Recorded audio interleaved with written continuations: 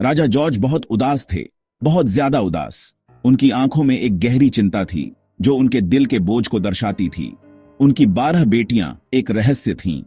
हर कोई उनकी रहस्यमयी मुस्कान और गुप्त गतिविधियों के बारे में बातें करता था। हर सुबह उनके जूते घिसे हुए होते थे, छेदों से भरे। यह देखकर राजा और भी चिंतित हो जाते थे। ऐसा लगता था जैसे वो पूरी रात नाची हों।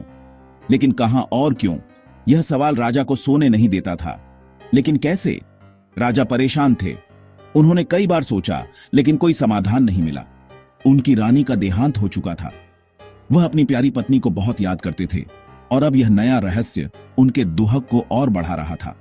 अब यह अजीब घटना उनके दुखों को और बढ़ा रही थी। राजा का दिल भारी हो गया था और वह हर समय चिंतित रहते थे। पूरी प्रजा अपने प्यारे राजा के लिए चिंतित थी। वे भी इस रहस्य को सुलझाने की कोशिश कर रहे थे, लेकिन कोई सफलता नहीं मिली। राजा ने रात को राजकुमारियों का कमरा बंद कर दिया था। उन्होंने सोचा कि शायद इससे रहस्य सुलझ जाएगा। चाबी सिर्फ उनके पास थी। उन्होंने खुद ही दरवाजा बंद किया और चाबी अपने पास रख ली। फिर भी रहस्य सुलझ नहीं पाया। राजकुमारियों के जूते अब भी घिसे हुए मिलते थे। राजा ने इनाम की घोषणा की। उन्होंने कहा कि जो कोई भी इस रहस्य को सुलझाएगा उसे एक बड़ा इनाम मिलेगा। जो कोई भी इस रहस्य को सुलझाएगा वो उसकी एक बेटी से शादी करेगा। यह एक बहुत बड़ा प्रस्ताव था। वो अगला राजा भी बनेगा। यह सुनकर कई लोग उत्साहित हो गए और उन्होंने इस रहस्य को सुलझाने की कोशिश की। कई लोगों ने कोशिश की, लेकिन सब असफल रहे। रहस्य अब भी बरकरार था और राजा की चिंता बढ़ती जा रही थी। राजकुमारियां ऐशो आराम की जिंदगी जीती थीं। उनके कमरे बहुत सुंदर थे। उनके बिस्तरों पर रेशम और मखमल के कपड़े थे। उनके पास अच्छे कपड़े और गहने थे। लेकिन राजकुमारियां खुश नहीं थीं। वो एक राज छुपा रही थीं। हर रात वो चुपके से बाहर निकल जाती थीं। उनके जूते उनके रात के कारनामों का भार उठाते थे। वो तब तक नाचती और घूमती रहती जब तक उनके जूते छेदों से भर नहीं जाते। राजकुमारियों ने अपना राज अच्छी तरह छुपा रखा था। कोई नहीं जानता था कि वो कहां जाती थीं या वो क्या करती थीं। राजा ने अपने विश्वसनीय सलाहकार फरेड को रहस्य सुलझाने का काम सौंपा। फरेड चालाक और चौकस था। उसने राजकुमारियों के कमरे की जांच की। उसने गुप्त रास्तों की तलाश की। उसने राजकुमारियों से भी पूछताछ की, लेकिन उसे कुछ नहीं मिला। राजकुमारियों ने जाहिर है सब कुछ झुठला दिया। उन्होंने मासूमियत का नाटक किया। उन्होंने कहा कि वो पूरी रात सोती रहीं। फ्रेड हैरान था। उसके पास राजा के लिए कोई जवाब नहीं था। राजा और भी ज्यादा निराश हो गए। एक दिन एक दयालु दिखने वाला आदमी महल में आया। उसका नाम माइकल था। वो एक कठपुतली वाला था। वो एक शहर से दूसरे शहर घूमता रहता था। वो अपने कठपुतली शो से लोगों का मनोरंजन करता था। माइकल ने राजा की समस्या के बारे में सुना। उसने अपनी किस्मत आजमाने का फैसला किया। माइकल एक गहरी नजर वाला इंसान था। उसका दिमाग तेज था। उसका मानना था कि सबसे आसान जवाब अक्सर सही होता है। उसे विश्वास था कि वो रहस्य सुलझा सकता है। उसने राजा से एक मौका मांगा। राजा जॉर्ज हालांकि निराश थे, फिर भी मान गए। उनके चेहरे पर चिंता की लकीरें साफ दिखाई दे रही थीं, लेकिन उनके पास और कोई विकल्प नहीं था। राज्य की सुरक्षा और शांति उनके लिए सबसे महत्वपूर्ण थी। उनके पास खोने के लिए कुछ नहीं था। उन्होंने अपने राज्य के भविष्य के लिए यह जोखिम उठाने का निर्णय लिया। राजा जॉर्ज ने अपने महल की खिड़की से बाहर देखा, जहां दूर दूर तक फैले उनके राज्य की हरियाली और सुंदरता दिखाई दे रही थी। उन्होंने माइकल को रहस्य सुलझाने के लिए 3 दिन का समय दिया। माइकल, जो एक युवा और साहसी व्यक्ति था, ने राजा की बातों को ध्यान से सुना और अपनी जिम्मेदारी को समझा।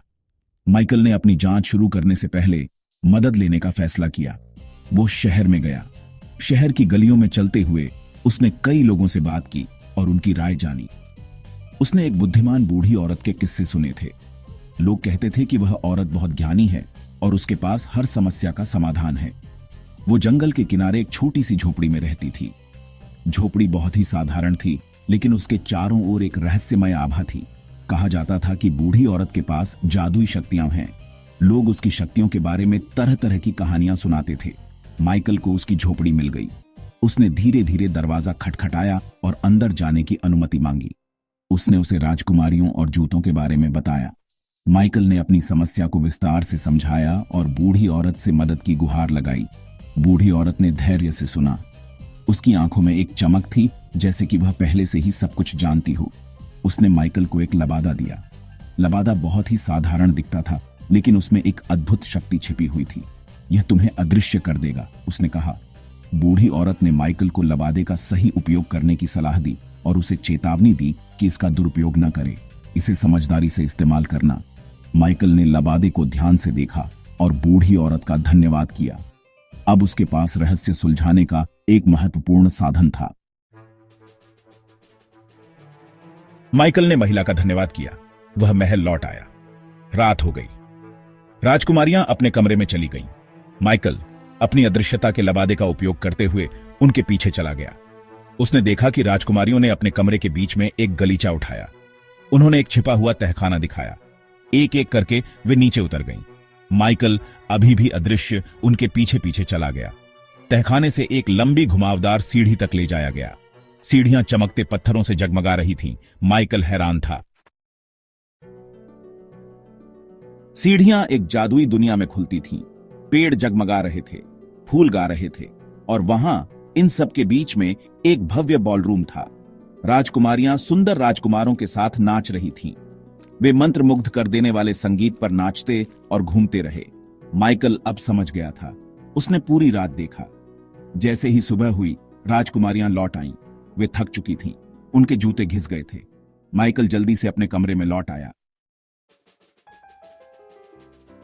अगली सुबह माइकल ने खुद को राजा के सामने पेश किया। उसने राजा को सब कुछ बताया। उसने जादुई दुनिया का वर्णन किया।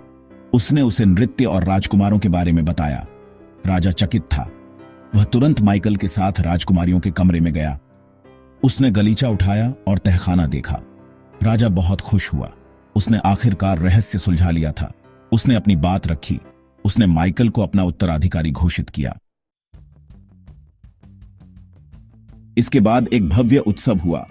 यह उत्सव पूरे राज्य में फैला हुआ था, जहां हर कोई खुशी और उल्लास में डूबा हुआ था। महल के अंदर और बाहर लोग नाच रहे थे, गा रहे थे और एक दूसरे को बधाई दे रहे थे। यह एक ऐसा दृश्य था जिसे कभी भुलाया नहीं जा सकता। माइकल ने सबसे बड़ी राजकुमारी से शादी की। यह शादी एक अद्वितीय और भव्य समारोह था, जिसमें सभी ने भाग लिया।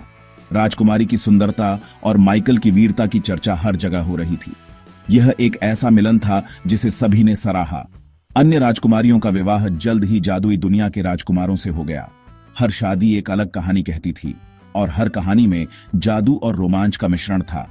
यह एक ऐसा समय था जब हर कोई अपने सपनों को साकार होते देख रहा था। राज्य में खुशी मनाई गई। लोग सड़कों पर नाच रहे थे, गा रहे थे और एक दूसरे को मिठाइयां बांट रहे थे। यह एक ऐसा समय था जब हर कोई अपने दुखों को भूलकर सिर्फ खुशी मना रहा था। राज्य के हर कोने में उत्सव का माहौल था। उनका प्रिय राजा फिर से खुश था। राजा ने अपने प्रजा के साथ मिलकर इस खुशी को मनाया। वह अपने सिंहासन पर बैठकर अपने राज्य की समृद्धि और खुशहाली को देख रहा था। यह एक ऐसा दृश्य था जिसे देखकर हर कोई खुश हो जाता, और माइकल के रूप में उनका एक नया बुद्धिमान राजा था। माइकल ने अपने ज्ञान और वीरता से राज्य को नई ऊंचाइयों पर पहुंचाया। वह एक ऐसा राजा था जिसे हर कोई सम्मान और प्यार करता था। उसकी बुद्धिमानी और न्यायप्रियता की चर्चा हर जगह हो रही थी। राजकुमारियों के जूतों का रहस्य एक किंवदंती बन गया। यह एक ऐसा रहस्य था जिसे हर कोई जानना चाहता था। जूतों की कहानी ने लोगों के दिलों में एक खास जगह बना ली थी। यह एक ऐसी कहानी थी जिसे हर कोई सुनना और सुनाना चाहता था। यह पीढ़ी दर पीढ़ी चली आ रही थी। हर पीढ़ी ने इस कहानी को अपने बच्चों को सुनाया और इस तरह यह कहानी हमेशा जीवित रही। यह एक ऐसी कहानी थी जिसने लोगों को एकजुट किया और उन्हें अपने इतिहास और संस्कृति से जोड़ा। इसने सभी को याद दिलाया कि सबसे पेचीदा रहस्यों का भी समाधान होता है। यह कहानी लोगों को प्रेरित करती थी कि वे अपने जीवन में आने वाली चुनौतियों का सामना करें और उन्हें हल करें।